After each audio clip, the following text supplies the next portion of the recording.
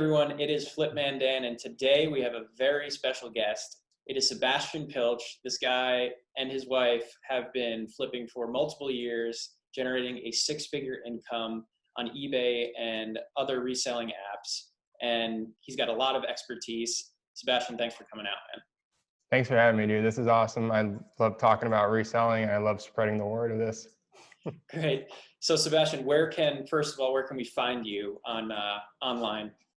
Pretty much everywhere, Resell Junkie. Look me up. If you type it into the search bar, it actually helps the algorithm and it helps Google like us more. So just type in Resell Junkie. Awesome, man. So where did the journey begin for you reselling? So I've been thrifty my whole life because I've been poor my whole life. I've never had a good amount of money, none of that. A few years ago, I just got miserable with my corporate job.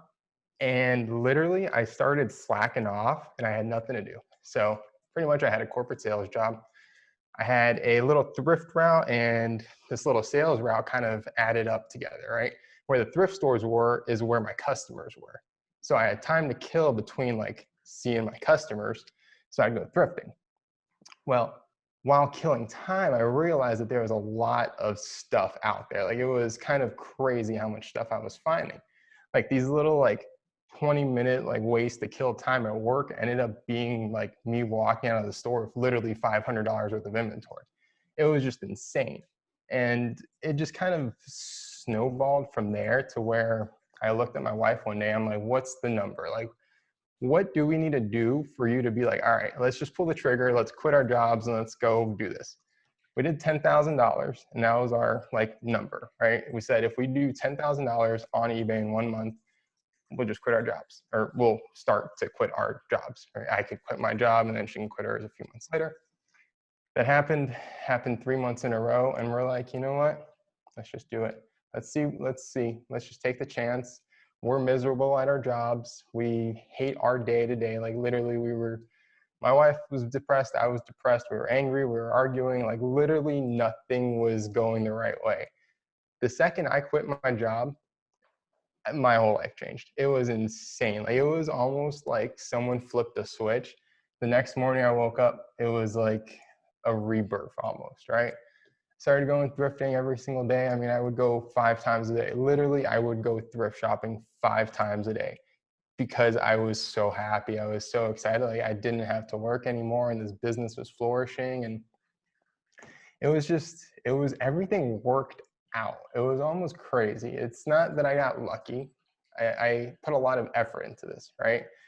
But I was lucky because I have a lot of weird life experiences that led up to making this like experience really easy for me in a way.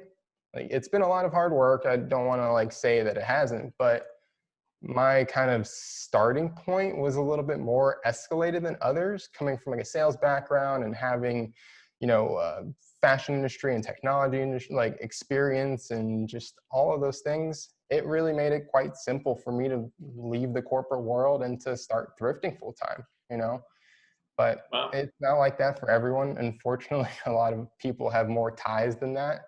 I didn't have my son at the time. Our life wasn't so serious at the time. So again, it really worked out for us. The timing, right? This is 3 years ago. This is pre-2020 craziness. And like everything was just, I want to say normal, Like there was no extremes in the world. Like it was just easy and we built this and it's been hard ever since. I mean, it's gotten hard every single year. There's been struggles, but we haven't really had real jobs in a long time. And it's great, man. It's really great. That's awesome, man. So, when you made that jump to become a full-time reseller, what were some of the mistakes and lessons you learned in making that jump in the beginning that kind of became easier over time? So it's 2 things. It's 2 really, really big things that everyone messes up in the beginning. It's their process and they're too eager, right? They get too excited, they get too emotional, right? It's fun and it's all great and it's emotional and it's like a treasure hunt. We could put all these like wishy-washy like words to it, right? But at the end of the day, we're going to thrift stores, it's dirty, we're finding new stuff and we're being scavengers, right? You can whitewash it any way you want, but that's what we're doing. At the end of the day though, it's like, where was I going? Sorry, I lost my train of thought there on No, that one. yeah. The processes The and processes yeah. and getting emotional. Sorry. Mhm. So people go to thrift stores like, and they see these people have these crazy wins on social media, right? They see these $1,000 wrap T-shirts, and I don't know if you saw it, but I found an Apple HomePod the other day, literally for $4, and I sold it for $190 a few hours later. People think that's normal. That's not normal. People don't understand that that never happens. That item should have never got onto the floor. Like, it's pure dumb luck. But you need to distance yourself from the emotional aspect and getting overly excited about things before fully like processing the situation. So whether it's like finding a piece of inventory and thinking it's worth $1 million when it's really just worth $10 and you just don't know that, or if it's doing a bulk buy from someone on Facebook that is actually a really sketchy person, but you're just really excited because you're getting a good deal. Right, I mean, right. the amount of sketchy characters I've dealt with in my time, I'm not proud to say, but it's definitely been quite a few. I mean, you meet them, you know who I'm talking about on OfferUp. Oh yeah. OfferUp does not have the brightest group of individuals on there. I mean, I'm sorry, but it's just, people know to go on there to find scams and to do scams. It's just kind of common knowledge, you know? Right. But people get so emotional, they get so wrapped up in like getting a good deal or making a huge flip. They don't understand what's actually going on in front of them, right? Like the guy is waving his hand over here, but he's really just reaching around and taking your money, and he's selling you stolen goods or broken goods. So I'm saying all that because I've been scammed. I've bought broken cell phones. I've bought like expired makeup because I didn't know that makeup could expire when I was younger and all that stuff, right? People get so excited and they want these $1,000 sales and they just want every day to be perfect, and they lose sight that things are at a thrift store for a reason, right? Not everything at a thrift store is there because everyone's a good person. Like, some things are just junk and people donate junk. So before you get excited, look at every single thing.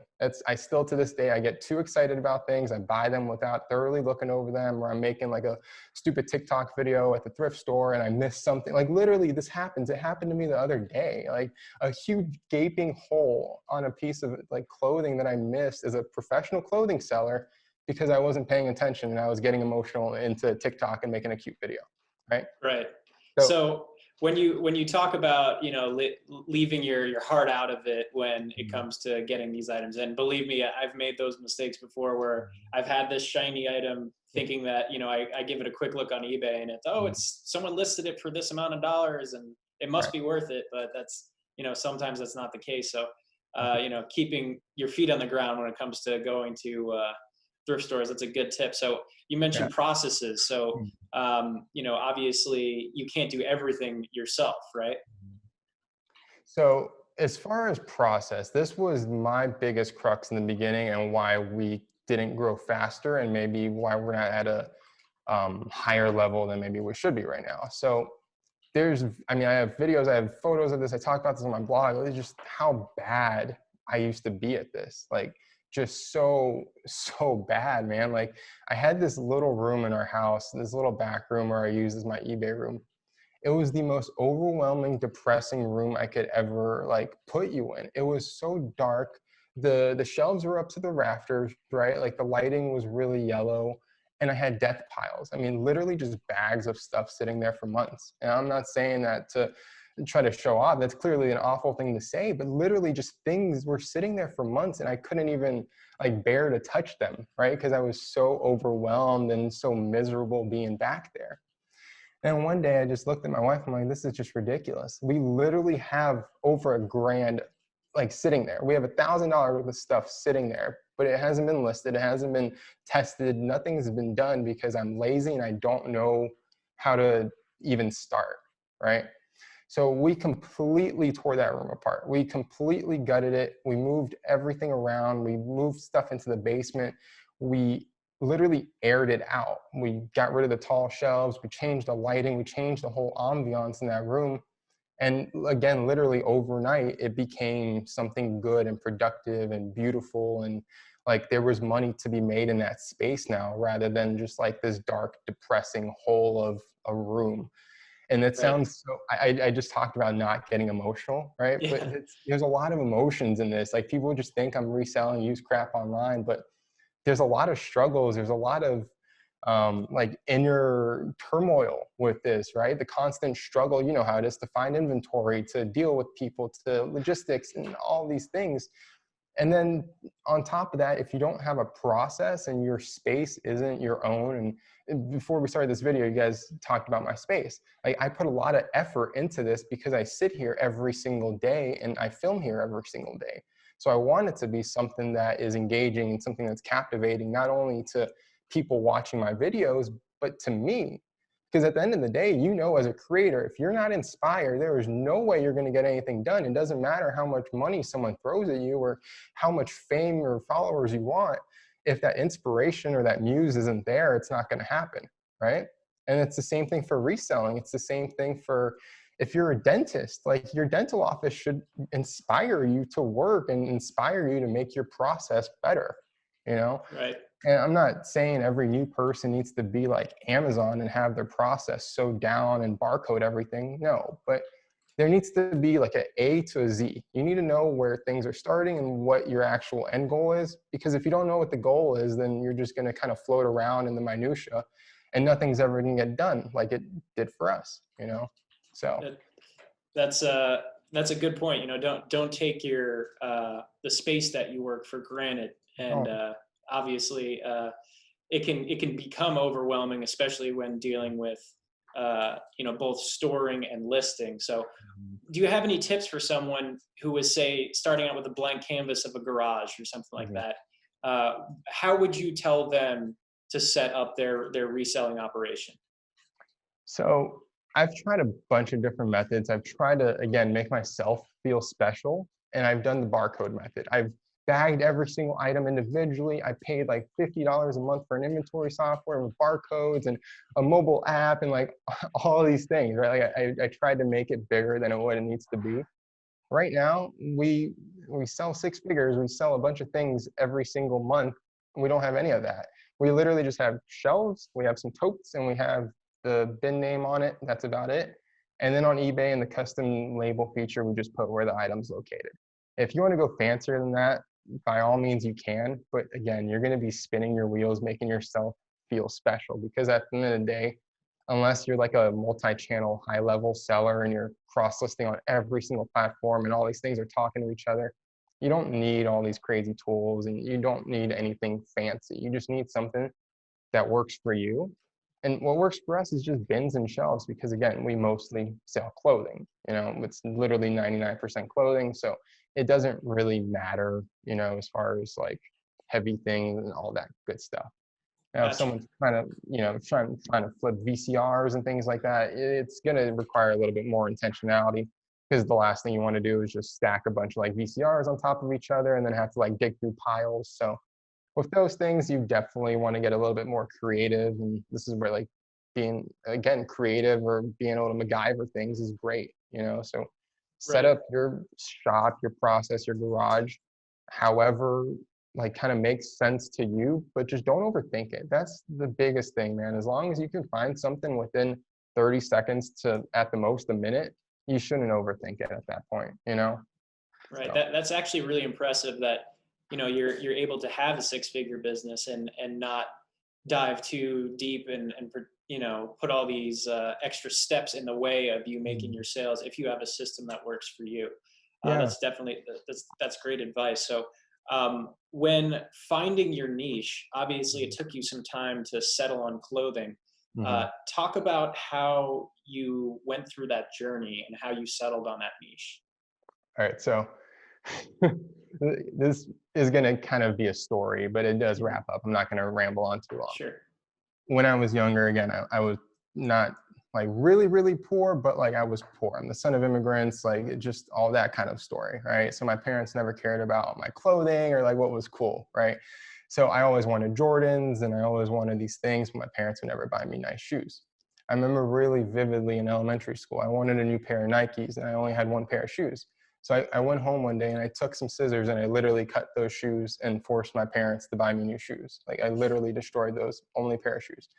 So where I grew up and like in the 90s, like kids still made fun of each other for like clothing, or you know what I'm saying? Like kids were really mean back in the day. Like if you ever tried to be different or into clothes or fashion, like people would just call you names. So I always suppressed that for a long time, and I lost interest in clothing for a long time. Like for, I mean, many, many years, I mean, over 15 years, I did not care about clothing. So I ended up following photography towards fashion photography, which is really interesting, right? I had this dream of becoming a professional photographer, and I went down the fashion route. I was shooting this one kid in New York City that I met on Craigslist. He's the first person I ever did a free shoot with in New York City, right? This guy named Justin. He changed my life completely. We went downtown during New York City Fashion Week, and he was a blogger, so I was just taking a few shots of him. And we ended up going to this store named Suit Supply. It's in the middle of New York City in Soho, which is like the fashion capital of the world. We're standing there in line, and like there's all these like really good-looking dudes with suits on, just like looking really proper there. I'm like, Justin, this place is like really cool. He's like, yeah, just go apply. I'm like, what do you mean apply? Why would I apply here? I'm just like a photographer, stupid chef, right? So I applied.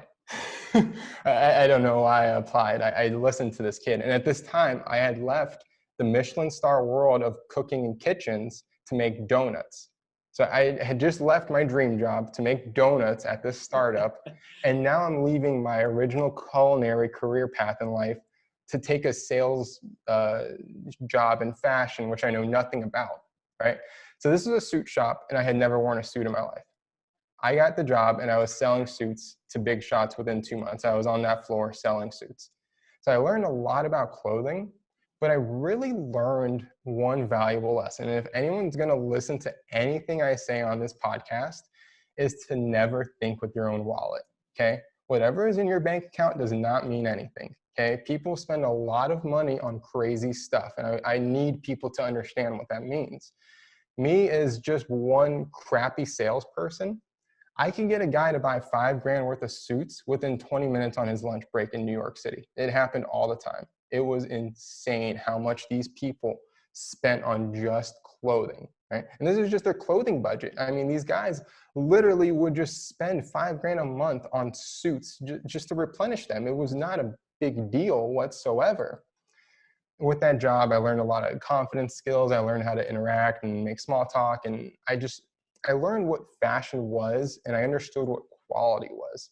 Not so much what like cool brands and like what like the kids like. I really truly understood the psychology of what people wanted, like rich people, right? What people that had real taste wanted. I saw these guys, and I knew how they dressed, and they understood clothing more than just a brand name, right? They weren't just wearing Gucci to wear Gucci. They were wearing different brands, and they were intentional with it. And that kind of showed me the intentionality and maybe the thought process of clothing and how important clothing actually is to most people. But it also taught me that people are crazy. Like people, I had friends that had $1,000 sneakers and then were wearing $2,000 boots. And I mean, this was so common. It was insane. Like it was the amount of stories I could tell you about crazy values of clothing that I know about just because of firsthand experience from friends or from free shoots that I was doing with people. It blew my mind. So I'm like, if people are spending this much money on it, everyone wears clothing, why not sell clothing? Like we were saying earlier too, like it's easy to ship. There's no logistical nightmares to it. And then when you find your niche in clothing, because like just clothing in general is not a niche, right? It's too broad of a topic. You'll get flooded if you just want to sell clothes.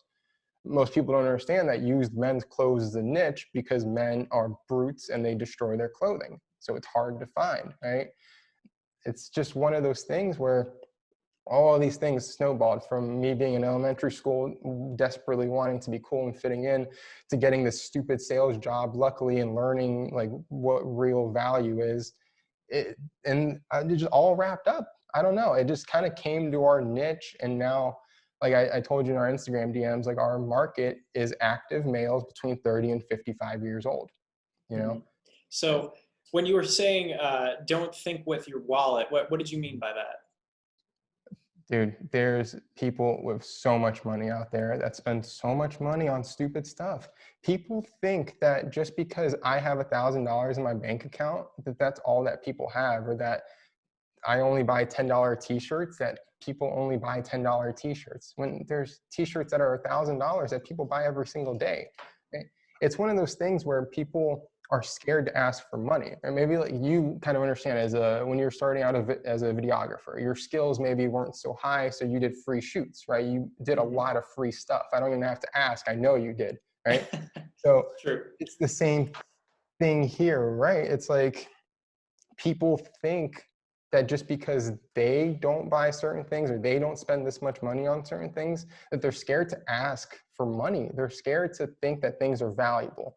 This kind of happens in like the vintage t-shirt market. A lot of the prices are like just crazy, crazy high and flooded, but it also comes because like those items are really, really, really rare, right? You don't find those items ever, and there are rich people that want those items. You know, there are business owners that want those items as collectibles.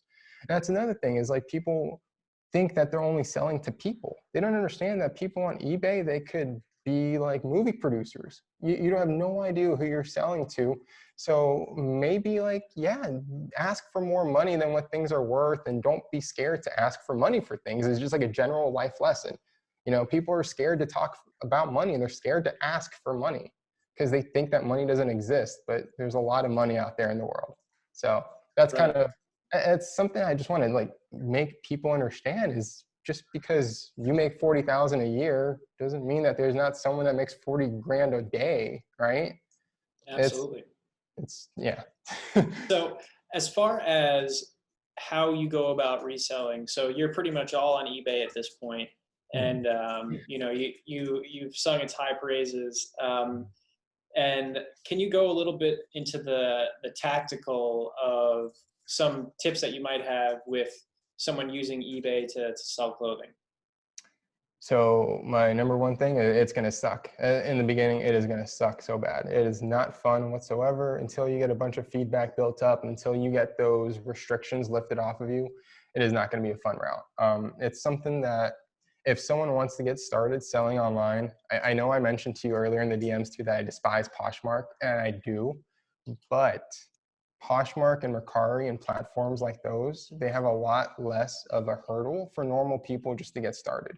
So our journey actually did start on Poshmark. That's where I just pulled something out of my closet and I sold it through there really fast. And that's something, even though I don't like Poshmark, I highly recommend people just kind of skip over eBay in the beginning. Now it's crazy because I teach people how to sell on eBay, but as a pure beginner, I'd really rather someone sell something on Facebook, Mercari, or on Poshmark. It's just so much simpler. It's less hurdles. The shipping process is easier. And overall, it's one of those things where like, I wouldn't want to make someone miserable off the get-go because they're not going to ever want to do it again. I want them to have a few wins under their belt, and then I want them to move on into like maybe the bigger world, right? Because eBay is a worldwide marketplace. You have all these sales tools. You can do so much, and you can start a legitimate business on eBay. And there's plenty of legitimate businesses that run on eBay, like Fortune 500, Fortune 50 companies have things on eBay that they sell products through, right? But you don't see that on Poshmark. You don't see that on these other platforms. So eBay is kind of like the big dog in this world. So rather than just thinking about like you need to go on eBay and start an eBay store and list 500 things, no. You need to go in your closet, you need to pull out 10 things that you don't wear, and you need to list them right now. Rather than thinking about eBay, rather than thinking about how stressful it is, all the logistics, all the shipping, you just need to act, and you need to see if you even like this, right? Because people could be watching this, they could be watching all these like YouTube videos about reselling. What if they do their first listing and they hate it? Why are you going to dedicate so much time to this? Like, just because we enjoy it doesn't mean anything, right? I'm Right. scrappy. I'm a scumbag, so I like being in the trenches. Not everyone's like that. You can't convince a corporate white collar guy to just quit his job and just do this, right? But you can convince most people to download Poshmark and go sell stuff out of their closet. That's a pretty easy thing to tell people to go do. So that's really what I like to start with. It maybe didn't answer your question as well as you maybe wanted it to, but I really just would rather be helpful and get people going rather than them overwhelming themselves, you know? No, absolutely. That's great to start the momentum Mhm. to become a reseller. So someone like a person in my shoes, Mhm. I kind of came from a different route where I really got established myself on an app, OfferUp, Mhm. and a lot of people have various things to say about this app. With a decent amount of scammers, but Yeah. I think it's the same thing with eBay, where once you establish yourself, there and you have all of these reviews and that sort of thing, Yeah. less people are inclined to scam you because they know that you're not going to fall for it. Exactly. How would you go about establishing yourself quickly on eBay Mhm. so you can get over those initial hurdles and then reach those next levels? And what's the quickest way to do that? Okay. So I'm sure you've heard this, but like most people fail right before they win, right? So there's been a lot of points in our eBay history that I've just like looked at my wife Cheyenne and I'm like, I'm done. I am just done. I'm not doing this anymore. I hate this. Like, I'm gonna go look for a job. That's the one hurdle you kind of need to get over. You need to push past that hump and keep listing, right? You mentioned you get scammers and all these messages. I mentioned that I never really got that. I'm not sure why. I'm not sure why. Maybe it's because I was selling vintage electronics along the way. I wasn't, I'm not sure. You know, so I've never had that experience, but I hear about it all the time on the eBay forums. I hear about it all these places. That's all people talk about. Now, I have 2,700 positive feedback, something like that, 2,700 and change. It's taken 3 years to get there, and it's taken me shipping the next day or the same day, offering free shipping, and just being great at customer service, right? So that's the best way to build up credibility.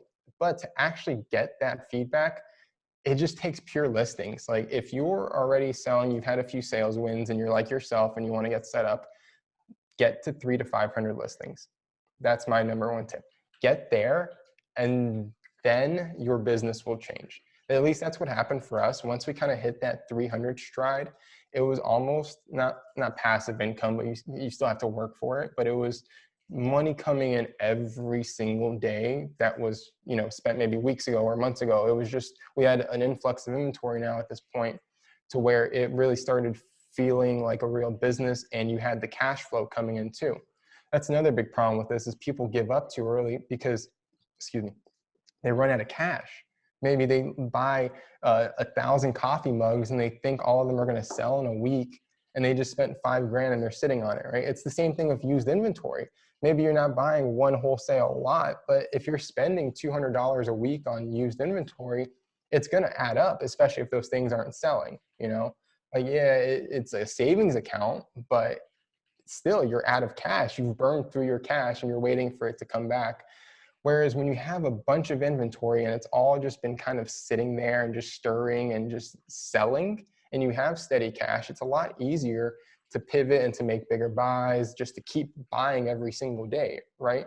Maybe when you're starting out and you have no money, and say you're starting off $100, you spend that $100 and you can't buy any more stuff until you sell some stuff, right? The more Mhm. stuff you have listed, the more stuff you can sell. That's like the thing. People want to do 50 listings and then they complain about eBay being slow and things not selling. You only have 50 listings and there's a gajillion things on eBay. It's like, what do you expect? You know? Right.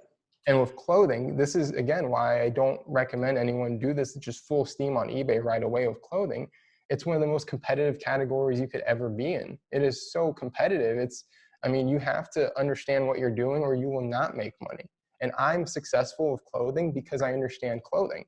It's not because I'm great at eBay, not because I have some sort of magical process. It's because I know what clothes to buy. Like that's the secret. It's knowing your niche and getting the right product. Right now, I told you we sold a bunch of different things over the years, and we've never really had issues with scams or things like that.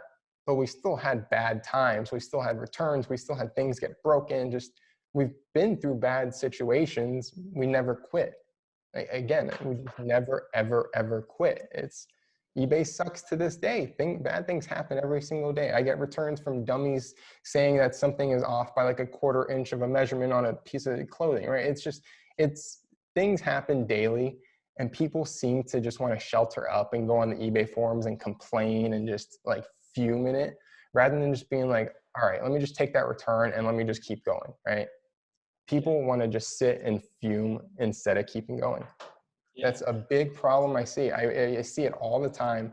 And people just get so disheartened and they get frustrated and they like think like eBay's holding them down or like all these crazy things, you know?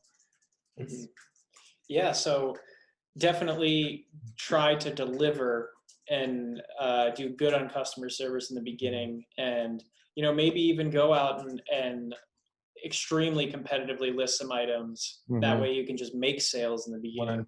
It is something that I'm hearing as well. So as far as how you source, so you briefly mentioned while we were talking before this that it's like almost a gold mine of thrift stores where you're from, and in Utah. And is that where you're currently sourcing, or are you wholesale sourcing, or something like that at this point?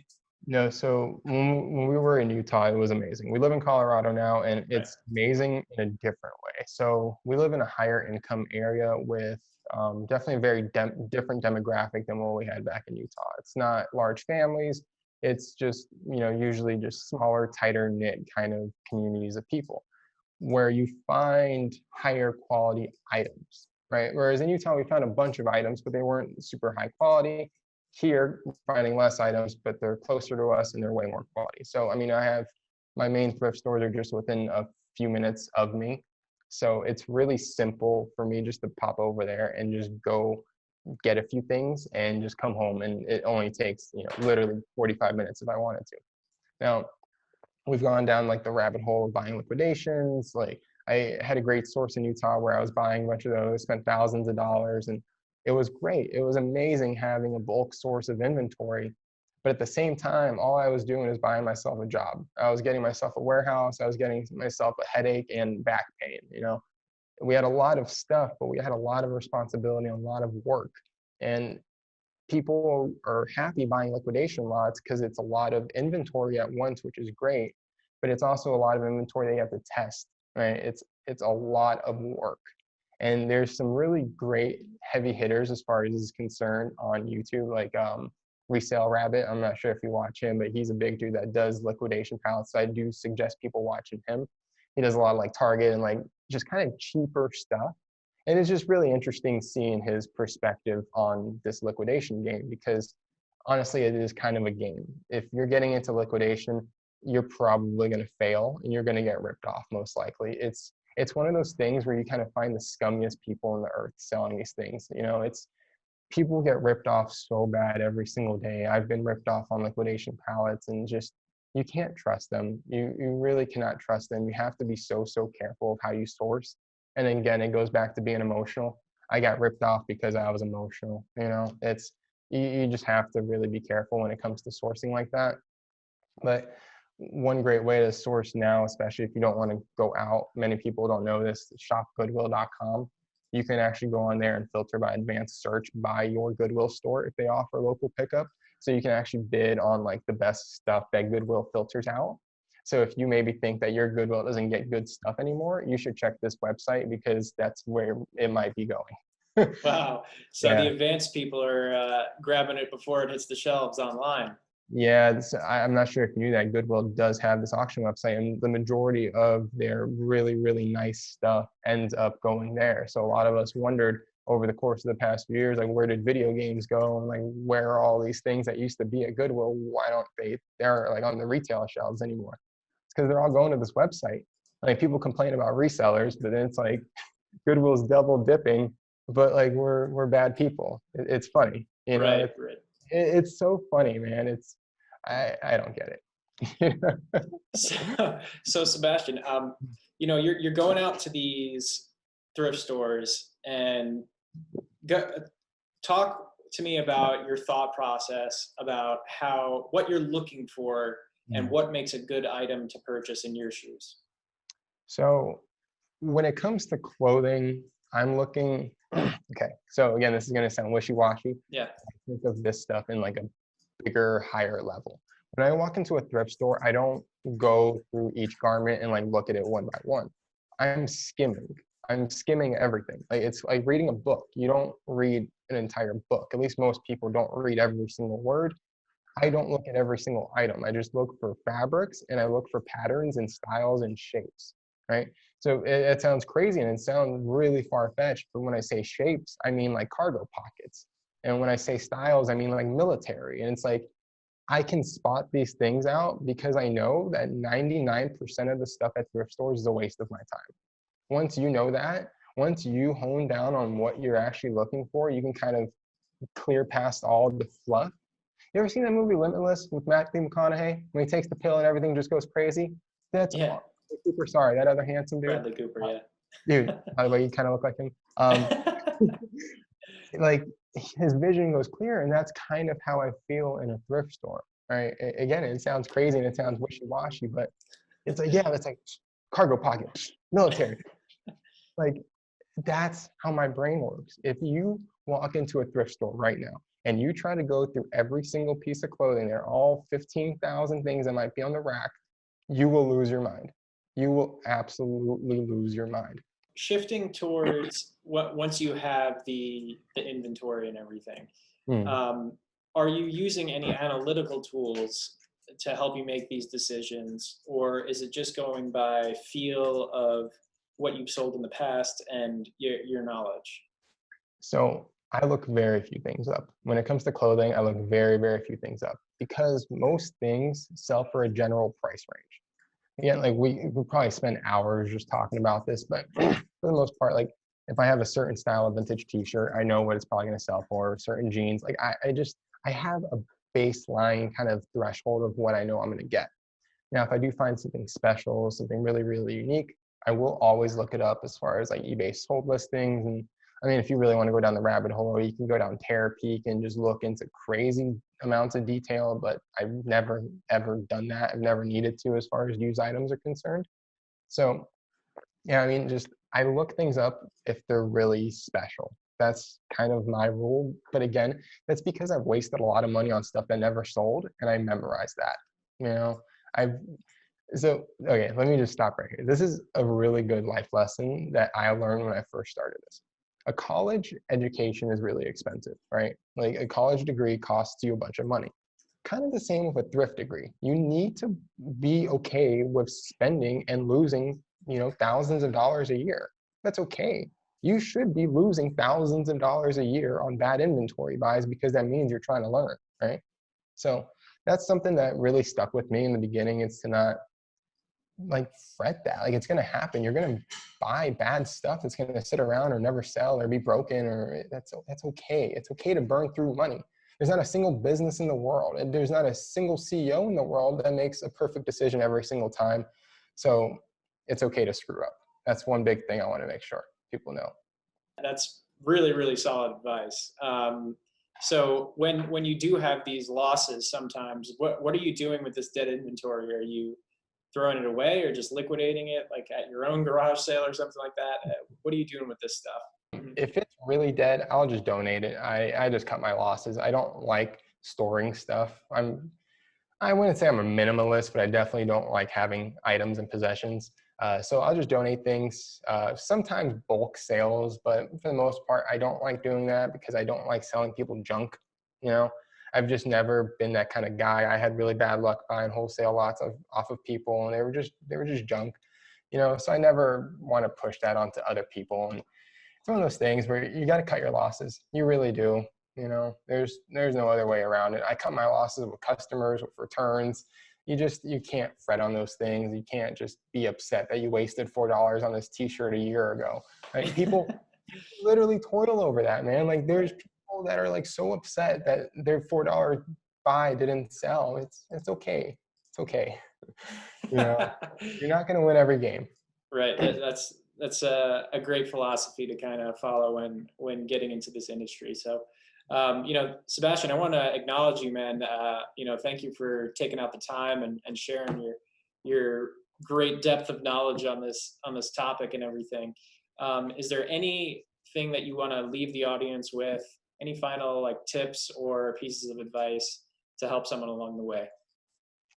I was in the lowest point of my life 3 years ago. 3 years ago, lowest point of my life. I had the job that people would say is like a perfect dream job for a stupid idiot without a college degree. I had full benefits, great salary, great commissions, great trajectory in life, all that good stuff. I was so miserable. I cannot begin to tell you how sad and depressed I was.